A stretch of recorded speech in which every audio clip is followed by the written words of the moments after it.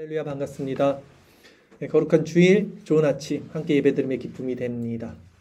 자, 우리 교회명이 뭐죠? 나비교회죠. 나비교회 뜻이 무엇이죠? 자기 부정과 부활신앙입니다. 자, 우리가 그러나 자기 부정, 부활신앙, 이런 내세적이고 종말론적인 신앙관을 추구한다고 해서 이 세상과 단절돼서 우리가 이 세상 다 부질없다, 다 소용없어, 세상 아무 의미 없어, 이런 현실 도피, 매너리즘, 이런 무슨 패배주의자처럼 살아가는 사람들이 아니죠. 오히려 우리는 누구보다도 이 세상에서 성실하게, 열심히, 또 사람들은요 보이는 데선 열심히 우리는 보이지 않는 곳에서도 성실하게 살아가는 자들입니다. 왜냐하면 그것이 성경의 가르침이기 때문이죠. 골로새서 3장 22절, 23절 말씀에 보면 주일설교 말씀 구절 제가 읽겠습니다. 종들아, 모든 일에 육신의 상전들에게 순종하되 사람을 기쁘게 하는 자와 같이 눈가림만 하지 말고 오직 주를 두려워하여 성실한 마음으로 하라. 무슨 일을 하든지 마음을 다하여 주께 하듯 하고 사람에게 하듯 하지 말라. 하나님의 말씀이에요.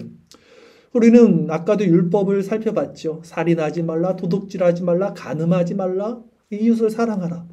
누구보다도 열심히 성실히 이 세상 가운데 도덕적으로 윤리적으로 착하게 살아가는 자들이 저희죠. 또한 성도는요, 이 세상의 정체성, 이 세상의 것에 묶이지 않고 하늘에 소속된 자입니다. 하늘 시민권자라 그러죠. 그렇기 때문에 그 하늘의 정체성을 가지고 이 땅에서 살기 때문에 오히려 가장 자유하고요, 또 가장 복되고 또 가장 가치 있는 삶을 살아갈 수 있는 자들이라는 것입니다. 그래서 오늘은 종말론적 신앙관이 무엇인지, 우리가 자기 부정 부활신앙을 말하는데 그러면 그 정말 이 내세적이고 종말론적인 신앙이라는 것이 이 현실 세계에서 우리에게 어떤 적용점이 있는지, 그 종말론적 신앙관에 대해서, 또 우리가 종말론적 신앙의 삶은 살 때 이 현실을 도피하는 자들이 아니라 현실을 가장 잘 살아가는 자들이라는 이 의미가 무엇인지, 종말에 대처하는 우리의 자세, 종말에 대처하는 우리의 자세라는 제목으로 말씀을 전하도록 하겠습니다. 오늘 본문 첫 구절 누가복음 21장 7절 말씀 다시 제가 읽겠습니다. 그들이 물어 이르되 선생님이여, 그러면 어느 때에 이런 일이 있겠사오며 이런 일이 일어날 때에 무슨 징조가 있사오리까? 이렇게 시작이 됩니다. 당시 이스라엘 사람들에게는요, 성전이 파괴된다는 것이 곧 세상의 종말을 의미했습니다. 왜냐하면 성전은 하나님이 계시는 곳이었어요. 근데 그 하나님이 계시는 곳이 파괴된다는 것이 그들 정서에는요 있을 수가 없는 일이었기 때문이죠. 그러기에 예수님이 이전에 돌 위에 돌 하나도 남지 않고 다 부서질 거야 라고 말씀을 했을 때 이제 이들은 그날이 종말의 때라고 생각하고, 그러면 그 종말의 때가 언제 일어나는 겁니까? 라고 물었던 거예요. 오늘 본문 첫 구절이 그들이 물어 이르되 그랬어요. 그러면 여기서 그들은 누구일까요? 오늘 본문과 같은 평행 구절을 담고 있는 근데 마태복음에 보면요, 마태복음 24장에 보면 이 그들이 제자들이라는 것을 알려줍니다. 그리고 또 마가복음에서도 이 평행 구절을 담고 있는데 마가복음 13장에서는요 이 제자들이 누구인지를 정확히 또 보여줘요. 베드로, 야고보, 요한, 안드레다라고 보여줘요. 그런데 오늘 이 누가복음에서는요 그런 구절이 없어요. 이 누가는 이 질문의 대상을 명확히 특정하지 않음으로써 이 말씀이 단지 제자들을 위한 것이 아니라 모든 세대의 성도들에게 주시는 말씀이라는 것을 암시하고 있는 거죠. 즉 우리가 제자고 우리들에게도 이 말씀을 주시는 것이다 라고 우리가 받으면 됩니다. 자, 그 제자들의 질문, 또 우리들의 질문일 수도 있겠죠. 무엇입니까? 어느 때에 이런 일이 있겠사오며, 즉 어느 때 성전이 파괴되겠습니까? 즉 어느 때 세상의 종말이 일어나겠습니까? 라는 질문이었어요. 예수님의 이 말씀하신 종말의 때는요 1차적으로는 예수님이 AD 70년에 일어날 성전 파괴를 암시하고 말씀하신 거죠. 그러나 2차적으로는요 초림과 재림 사이, 즉 지금 우리가 살고 있는 이 시대 모든 성도의 환난에 대한 예언이었습니다. 그리고 최종적으로는 예수님이 말씀하신 이 종말의 때는 역사적으로 이제 그리스도가 재림하셔서 이루실 이 역사의 끝에 완성되는 때를 의미하고 있어요. 그러므로 지금 이러한 예언이요 복합되어서 나타나기 때문에 우리는 이것을 이중적 예언이라고 말을 합니다.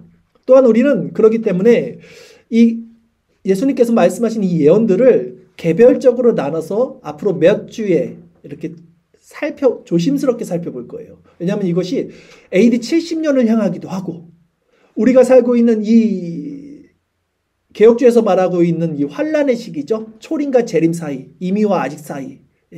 이 7년 대환란이라고 하잖아요. 세대주의자들이.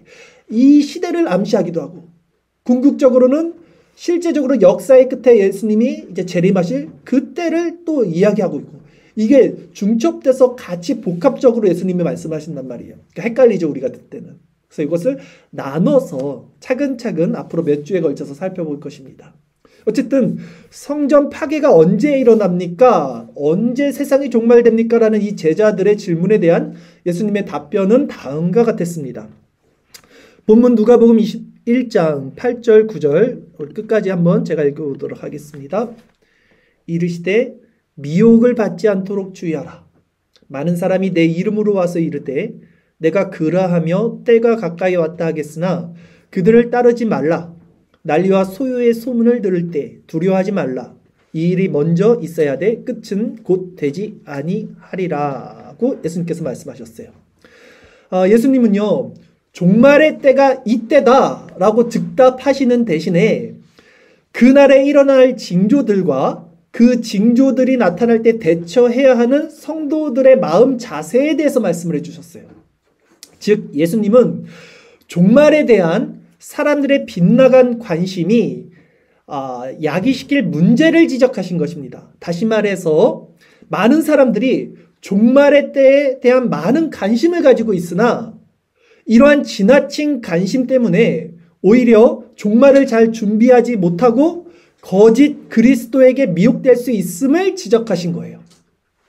그런 의미에서 성도의 주된 관심은 마지막 때보다는 오늘이라는 현실에 있어야 합니다.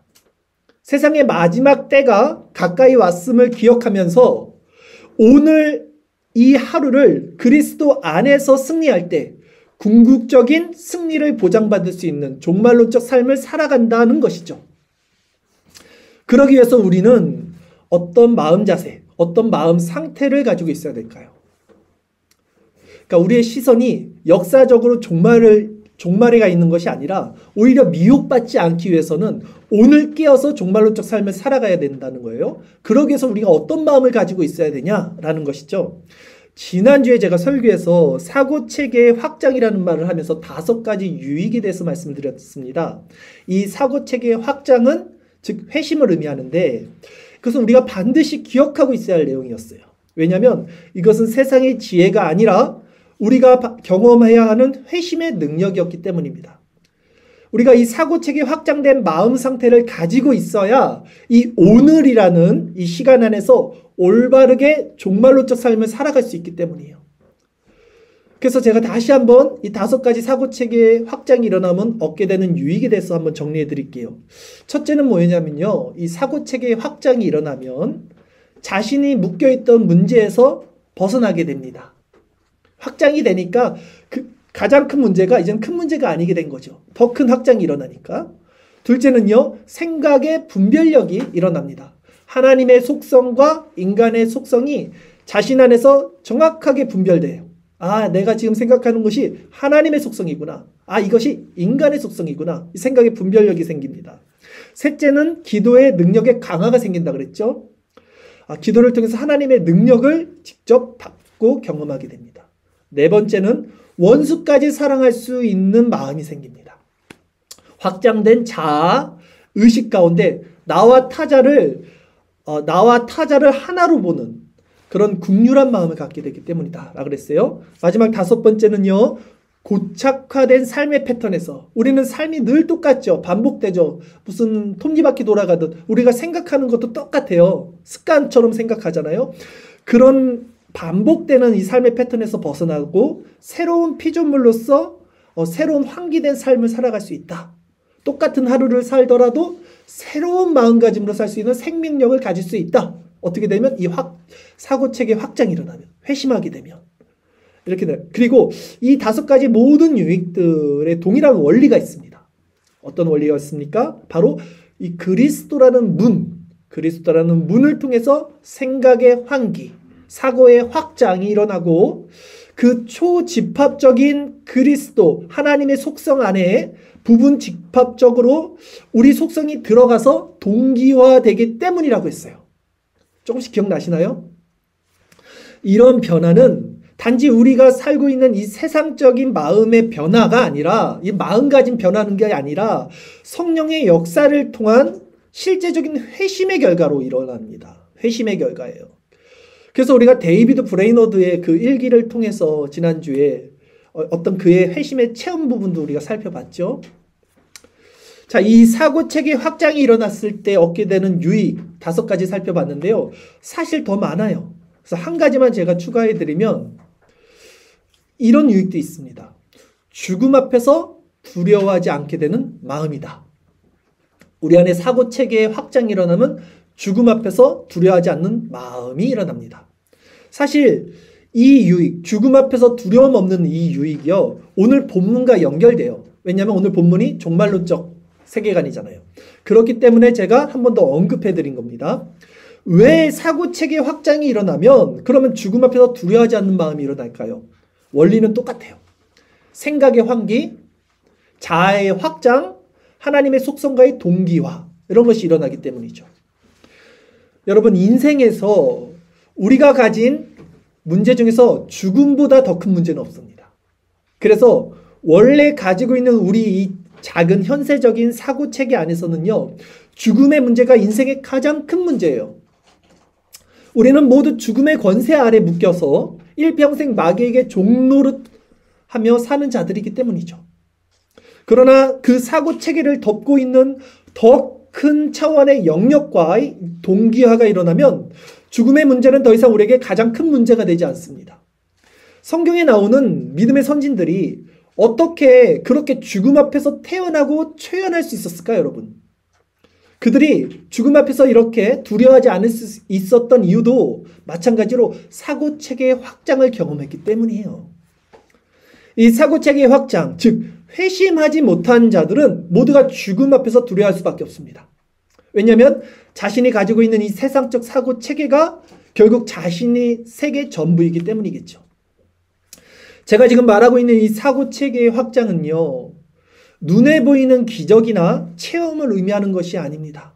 데이비드 브레이너드도 그 빛에 대해서 말하면서 이 빛은 눈으로 볼 수 있는 가시적인 류의 것이 아니라고 말했잖아요. 그럼에도 자신은 그것을 보았다고 표현했어요. 빛을 보았다라고 말을 했어요. 브레이너드도. 즉 이것은 눈으로 보여지고 나타나는 그런 류로 체험될 수 없는 것입니다. 이 사고체계의 확장은 다시 말해서 죽은 자가 돌아온다 하더라도, 우리가 그런 기적을 체험한다 하더라도 이 사고체계의 확장을 가질 수 없어요. 실상 맹인이 눈을 뜨고 죽은 자가 다시 살아났음에도 많은 자들이 예수님을 믿지 못했지 않습니까? 사고체계 확장이 일어나지 않는 거예요. 그런 것으로도.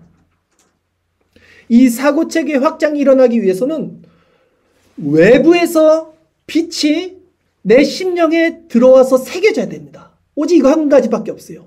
외부에서 들어오는 거예요. 내 안에서 뭔가를 만들어낼 수 없어요. 이 빛을. 다시 말해서 성령의 역사를 통해서만 우리는 더 큰 차원으로 이 사고체계 확장이 일어나게 된다는 것이죠.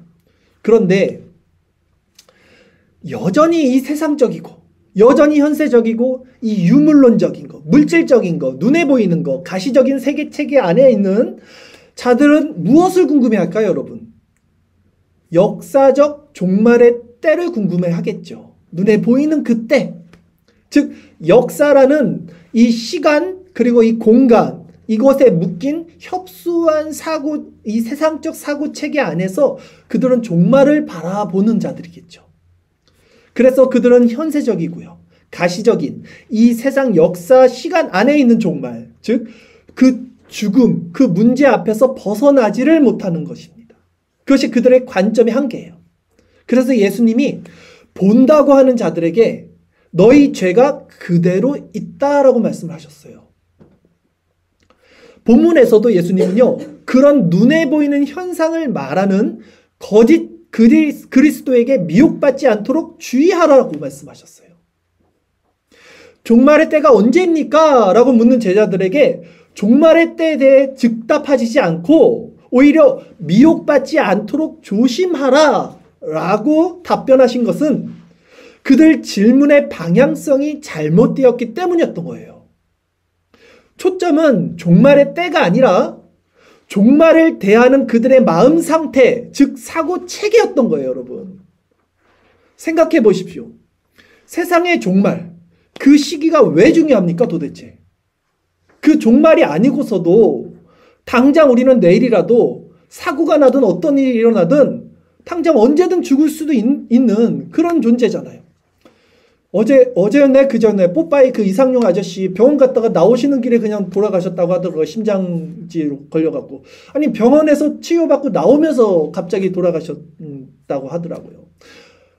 우리는 언제 어떻게 될지 아무도 알 수 없는 존재예요. 왜 그 종말의 때를 궁금해합니까? 오히려 더 실질적인 종말, 그것에 대처하는 우리 마음 상태, 여기 초점이 있어야 되겠죠. 예수님은 무엇이라고 오늘 본문에서 말씀하셨어요? 오히려 그 난리와 소문을 들을 때 두려워하지 말고 그들에게 미혹당하지 말라. 내 이름으로 와서 말하는 자들을 따르지 말라. 이렇게 말씀하셨어요. 그러니까 이 역사적 종말의 때를 운운하는 사람들 있죠? 이렇게 뭐 유튜브나 이런 데 보면 많이 있죠? 그런 사람들 한 번씩 경계하는 눈으로 보세요. 뭐 세대주의, 뭐 극단적, 그 뭐 휴거 말하는 사람들, 이런 사람들 있잖아요. 조심하셔야 돼요.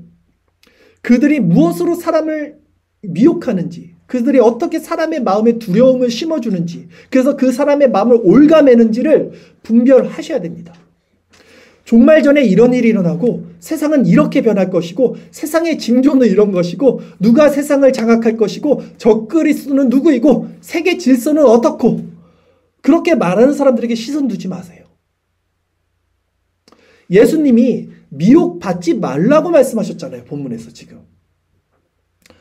왜 정작 예수님의 말씀은 듣지 않으면서 그런 다른 거짓 선지자들의 말은 그렇게 쉽게 여러분 잘 귀를 여십니까? 미혹은요, 보는 것에서 시작되는 거예요. 우리가 보면 그 보이는 상이 우리 마음에 남는다니까요. 그러니까 미혹받지 않기 위해서는요, 보지 않는 것이 최선의 방법입니다. 너무 자신을 과신하지 마시라니까요. 아, 나 이거 봐도 괜찮아. 나 이거 분별할 수 있어. 절대 그렇지 않아요, 여러분. 여러분이 그렇게 위대하지 않아요, 우리가. 하와가 선악과를 보니까 먹고 싶었던 마음이 일어났던 거예요. 그 완전한 자유의지를 가진 인간조차도 그렇게 됐을 텐데, 부패한 자유의지를 가진, 죄성을 가진 우리가 보는 대로 막 보면 어떻게 되겠냐는 거예요. 그것이 그리스도 안에 거하며 여러분을 거룩하게 하며 성화의 열매를 맺으며 하나님의 속성으로 우리 심령을 가득 채우는 것과 무슨 상관이 있냐는 거예요.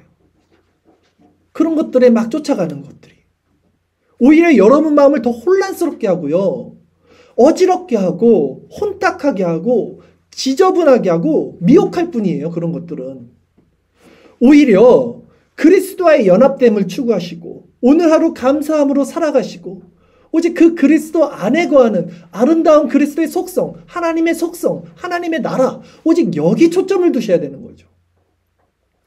그렇게 되려면 다른 데 곁눈질 하지 말고 우리 사고체계 확장이 일어나는 그리스도께만 주목을 해야 됩니다. 만약 그 사람이 정말 회심한 자라면요, 이런 시한부 종말론이나 극단적 세대주의 종말론 이런 것에 주목하지는 않아요. 회심한 사람들은요, 종말의 때가 궁금하지 않습니다. 왜냐하면 그들은 매일 종말을 경험하는 자들이기 때문이에요. 나는 날마다 죽노라.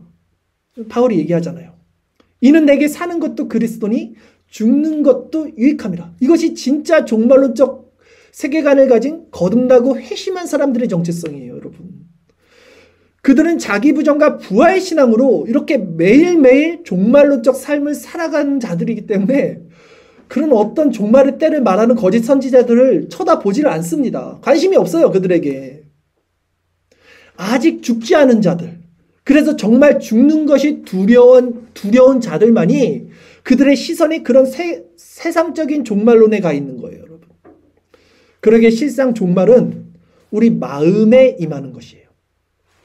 세상에 종말이 오지 않았어도 우리 마음에 빛이 없으면, 그리스도가 없으면 그것이 종말이자 심판입니다. 그리스도는 궁극적으로 세상 마지막 날에 재림하시겠지만 지금 우리 마음에 그리스도와 함께 있지 못하면 그는 재림의 주를 만날 수 없습니다. 그리스도가 없으면 오늘 우리는 살았다고 하나 죽은 자의 삶을 살고 있는 자라는 거예요. 그렇다면 종말을 대처하는 우리의 자세는 어때야 할까요? 저는 요즘에 이제 새벽 기도를 우리가 드리잖아요. 새벽 기도를 드릴 때 아침 해가 이렇게 떠오르는 것을 봅니다. 딱 제가 새벽에 일어나서 기도를 준비하고 있을 때 해가 이렇게 떠올라요. 저희 창문 쪽에. 그러면 그 장엄하고 신비롭고 그 자연과 세계가 소생하는 힘을 제가 느껴요. 보면서. 해를 보면서. 떠오르는 해를 보면서. 실제 제가 이렇게 서서 그래서 잠시 동안 그 빛을 받아요. 그 따스해요, 햇빛이. 그리고 그것을 느끼고 제 마음에 힘을 얻습니다. 그 빛은 누가 주시는 빛이에요?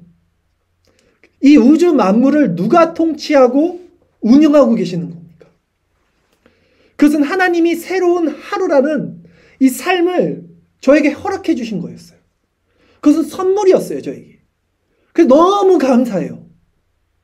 그래서 그 새로운 태양빛을 기쁨과 감사로 맞이하면서 거기서 제가 새 힘을 받아요, 아침에. 그런 마음으로 주신 하루를 감사하면서 힘차게 새로운 피조물로서 살아갈 수 있게 됩니다. 여러분, 진정 우리에게 주신 이 하루를 그런 새롭고 감사한 마음으로 살아가기를 정말 바랍니다. 우리에게는 반드시 더 이상 그 해를 볼 수 없는 날이 올 것입니다. 매일 떠올랐던 해가 더 이상 떠오르지 않을 날이 반드시 올 거예요. 즉, 더 이상 그리스도를 불러도 응답하지 못할 때가 올 것입니다. 하나님의 은총이 더 이상 모든 이들에게 빛을 비춰주지 않을 그때가 올 것입니다. 아직은 하나님이 태양을 비춰주셔서 자연인이든 택자든 모든 자들에게 따스한 빛을 비춰주는 거예요. 이건 은혜입니다. 은총입니다. 선물이에요. 우리가 모르고 있는 것이죠. 그러므로 우리는 그를 만날 만한 때 찾고 가까이 계실 때 그분을 불러야 해요. 아직 아침 해가 뜰 때 매일매일 마음을 새롭게 하여 감사함으로 하루를 살아가야 합니다. 날마다 죄를 회개하여 이 세상 풍조를 따르지 않고 마음과 생각을 새롭게 해 그리스도 안에서 새로운 피조물로 살아가야 합니다. 죄를 회개할 수 있을 때, 죄에서 돌이킬 수 있을 때 부단히 주님을 찾고 그분 안에 거하기를 힘써야 합니다.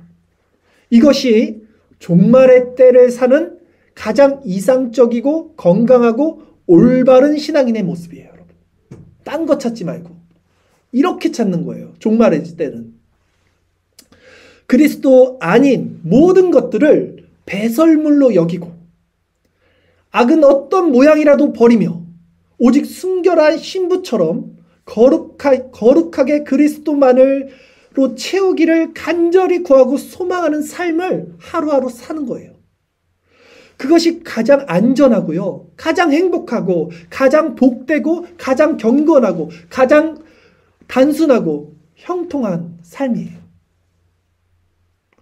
여러분 내면에 탐욕스러운 이 잡스러운 그 기름기, 그 거짓되고 부패되고 죄성 강한 그 모든 더러운 것들을요, 이 그리스도의 보혈로 깨끗이 씻어내야 돼요. 아침마다 회개함으로써 그 작업을 하셔야 돼요. 이것이 진짜 종말을 대처하는 종말론적 신앙관을 가진 사람들의 마음 상태라는 거예요, 여러분. 금요일날 우리가 나누었던 토마스 아켄피스의 글 중에서도 그분이 그리스도를 본받아서 어떻게 말합니까? 겸손하고 단순한 사람, 경건하고 온유한 사람과 교제하라고 그러잖아요. 그러면 우리가 그런 사람이 돼야죠. 겸손하고 단순한 것, 경건하고 온유한 것, 그리스도를 품은 사람이겠죠.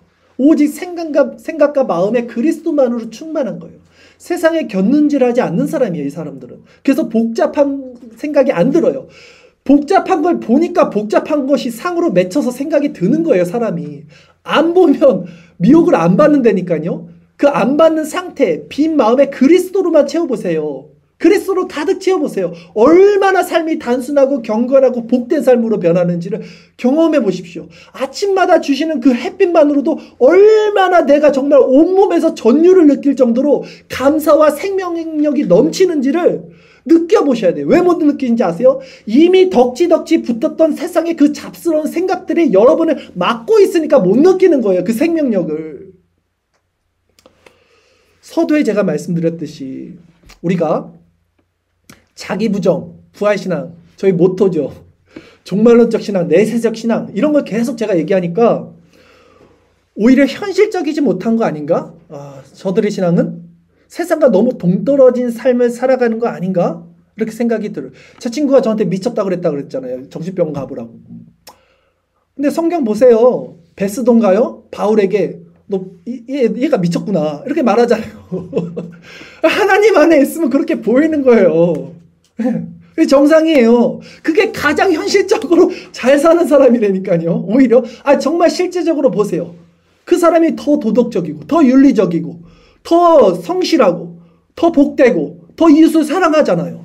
오히려 세상 가운데 현실적인 사람들은 더 등쳐먹고 서로를 모함하고 더 싸우고 분내고 성내고 미워하고 그렇게 살지 않습니까? 누가 현실적이냐고요. 실제적으로. 오늘날 현실적으로 살아간다는 모든 자연인들이 추구하는 이 유물론적 세계관이 오히려 부패한 인간의 잘못된 삶의 모습이에요.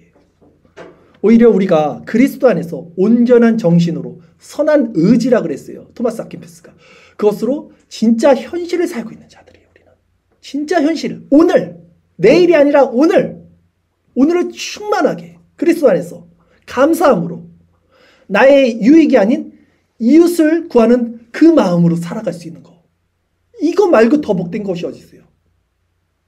이 신앙을 가진 자만큼 아름답고 복된 사람은 없습니다. 우리는 오히려 이 세상에 얽매이지 않아요. 이 세상에서 그래서 온전하게 살아갈 수 있게 되는 거예요. 얽매이지 않으니까 자유한 거죠. 이 사고체계의 확장은요, 딴 세계에서 사는 삶이 아니에요. 그러니까 무슨 말이냐면 제가 지금 말하는 게 도대체 이게 뭘 얘기하는지 모르시는 분들도 있을 수 있겠죠. 이 사고체계 확장이. 그러니까 딴 세계 차원이 아니라는 거예요. 제 말은 회심한 자가 사는 세상은요, 이 현실이라는 거예요. 현실. 지금 우리가 느끼는 이 현실, 시간, 공간. 그러나 어떤 느낌이냐면 우리가 마치 예전에 만화 영화 같은 거 보면 합체 로봇 막 변신 로봇 나오면 처음엔 힘이 없다가 뭐가 화화 와갖고 딱 합체가 되면 굉장히 세지잖아요. 그거랑 비슷해요. 이 현실을 발을 딛고 사는데 이 현실에서 하늘의 것으로 채워서 하늘의 것이 우리를 덮어버리니까 이제 강력해지는 거예요. 근데 그 강력해진 게 딴 세계에서 딴 차원에서 사는 게 아니라 이 현실에서 사는 거예요. 단지 이 현실에 있는 애들은 우리를 감당하지 못하는 거예요. 쟤들 왜 저렇게 살지? 우리는 그것을 채우고 넘치기 때문에 그러나 가장 자족하고 충만한 삶을 누릴 수 있게 되는 것입니다. 실상 우리 마음은 사랑하며 순종하며 겸손하며 자족하며 감사하며 기쁘게 살아가는 자들이 된다는 거예요. 그리고 이 사고체계의 확장이 일어나면 제가 이 유익에 대해서 지금 5가지, 6가지까지 얘기했잖아요. 죽음에 대한 두려움에서 멀어진다. 한 가지 더 말씀드리고 싶은 게 있는데 이거 우리 현대인들에게 꼭 필요한 것 같아요. 마음에 분, 화, 성이 일어나잖아요. 이 사고체계의 확장이 일어나면요. 이 화가 일어나지 않습니다. 사실 이게 화가 일어나는 게 우리 마음대로 안 돼요. 화내고 싶어서 화낸 사람이 어디 있어요? 그러니까 속상한 거잖아요. 내가 화내기 싫은데 화가 나니까 속상한 거지. 내가 컨트롤이 안 되니까. 그러니까 그게 누구를 칩니까? 나를 치니까 더 힘든 거잖아요. 나까지 치는 게 아니라 나를 침으로 상대도 치잖아요. 그러니까 이게 자기도 속상한 거잖아요. 이게 다 죽여버리는 거잖아요. 근데 이 사고체계의 확장이 일어나면 화가 일어나지 않아요. 여러분 저 화내는 거 맞습니까? 저희 또 봤다 그러면 할 말은 없는데 물론 완전하진 않죠. 아직 죄성이 있는 인간. 그러나 금방 회개하고 금방 돌이키고 금방 그 마음을 재울 수 있어요. 이 사고체계 확장이 일어나면 사그라들잖아요. 이 마음들이. 이것이 모든 세상 사람들이 진정 가지고 싶어하는 마음이에요. 그러나 이 모든 세상 사람들이 절대 가질 수 없는 마음 상태입니다. 그렇다면 누가 가장 이 현실 가운데 가장 행복하게 잘 사는 자들이냐는 질문을 제가 다시 던지는 거예요. 그러니 여러분 이 성도의 정체성을 가지고 이 사고체계 확장이 이 회심이 어떻게 일어나는지 말씀드렸잖아요. 은혜의 방편을 사모하고 그리스도를 채우는 것밖에 없습니다. 그러므로 그렇게 이것을 누리고 이 땅 가운데 정말 가슴 딱 펴고 당당하게 사십시오. 예? 우리가 돈이 없지 복음이 없진 않잖아요. 어디서 들었던 말 같은데 당당하게 사십시오. 저들이 우리에게 가져갈 수 있는 것은 우리 생명밖에 없어요. 그러나 그 생명을 지옥불에 던질 하나님을 두려워하라고 성경은 분명히 말씀하시지 않습니까? 세상은 우리를 감당할 수 없어요. 그래서 세상이 감당할 수 없는 자들이라고 말하는 것이죠. 이제 말씀을 정리합니다. 종말은 먼 훗날의 사건이 아니라 오늘 내 마음에 그리스도가 계시지 않는다면 이미 시작된 현실이에요. 그러므로 진짜 종말에 대비하는 삶은 종말의 시점을 묻는 것이 아니라 오늘 하루를 그리스도 안에서 거하며 회개하고 새로운 피조물로 충만하게 감사하며 살아가는 마음입니다. 그런 측면에서 성도는 그 누구보다 가장 현실적인 사람들로 오늘을 사는 자들이라는 거예요. 우리는 세상이 주는 한시적인 쾌락을 추구하는 자들이 아닙니다. 세상 사람들이 볼 때는 그래서 쟤들은 무슨 낙으로 저렇게 사나, 뭔 재미로 세상을 저렇게 사나 이렇게 하겠지만 우리에게는 그들이 모르는 일용할 양식, 즉 그리스도라는 영생의 떡이 있습니다. 그래서 그 그리스도로 말미암아 우리에게 주어지는 그 힘으로 이미와 아직, 초림과 재림, 그 사이에 있는 이 환난의 때를 넉넉히 이기고 견디고 승리하면서 살아가는 자들이라는 거예요. 그렇게 힘차게 살아가는 저와 여러분 정말 되기를 간절히 바라겠습니다.